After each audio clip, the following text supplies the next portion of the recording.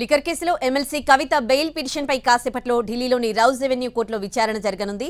Liquor కేసులో మార్చి 15న కవితను arrest చేసింది ఈడీ. ప్రస్తుతం జ్యుడిషియల్ రిమాండ్లో ఉన్న కవిత తిహార్ జైల్లో ఖైదీగా ఉన్నారు. కవితకు బెయిల్ ఇవ్వొద్దని రౌజ్ రెవెన్యూ కోర్టులో కౌంటర్ పిటిషన్ వేసింది ఈడీ. ఆమె బయటకు వస్తే సాక్ష్యాలు తారుమారు చేసే ప్రమాదం ఉందని పేర్కొంది ఈడీ. ఈ కేసులో మరికొందరిని ప్రశ్నిస్తున్నామని, ఈ సమయంలో బెయిల్ ఇవ్వొద్దని కోరింది ఈడీ.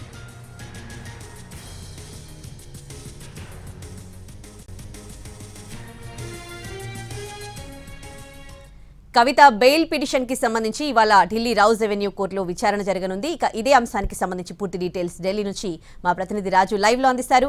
రాజు, ఇవాళ రౌజ్ రెవెన్యూ కోర్టులో విచారణకు సంబంధించిన డీటెయిల్స్ ఏంటి?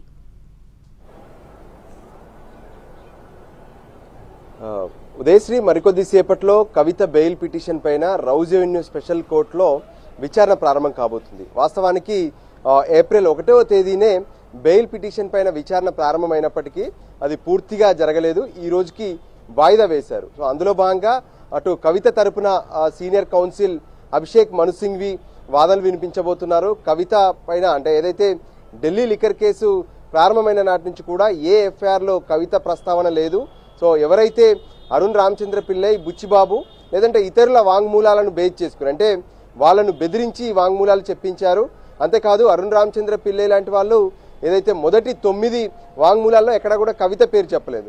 సో ఆ తర్వాత తను కవిత పేరు చెప్పారని చెప్పి ఒక వాంగ్మూలాన్ని చూపించారు. కానీ అన్నిటినీ వెనక్కి తీసుకుంటూ అరుణ్ రామచంద్ర పిల్లై రిట్రాక్ట్ పిటిషన్ వేశారు. సో ఖచ్చితంగా వీటన్నిటిని పరిగణలోకి తీసుకోవాలి. కవితకు ఈ లిక్కర్ స్కామ్కు సంబంధించి ఎటువంటి ఆధారాలు లేవు, ఖచ్చితంగా కవితకు బెయిల్ ఇవ్వాలన్నారు. అంతేకాదు ప్రస్తుతం కవిత చిన్న కొడుక్కి ఏదైతే తను పరీక్షలు రాస్తున్నారు, సో తల్లిగా కవిత పక్కన ఉండాలి, అందుకోసమే కవితకు మధ్యంతర బెయిల్ కూడా ఇవ్వాలని చెప్పి అటు మధ్యంతర బెయిల్, మరోవైపు రెగ్యులర్ బెయిల్ ఈ రెండింటికి సంబంధించి అటు తను అభిషేక్ మను సింఘ్వి వాదనలు వినిపించే ప్రయత్నం చేశారు. ఈ రోజు కూడా వాటినే కొనసాగించబోతున్నారు. అయితే మరోపక్క ఈడీ మాత్రం కవితకు సంబంధించి అన్ని ఆధారాలు తమ వద్ద ఉన్నాయి. ముఖ్యంగా సౌత్ గ్రూప్ నుంచి 100 కోట్ల రూపాయలను ఆమ్ ఆద్మీ పార్టీకి చేరవేశారు హవాలా రూపంలో. సో దానికి సంబంధించినటువంటి మనీ ట్రయల్ అనేది తమ వద్ద పూర్తి స్థాయిలో దొరికిపోయింది. అందుకోసమే అన్ని ఆధారాలతోనే కవితను అరెస్టు చేయాల్సి వచ్చిందని చెప్తున్నారు.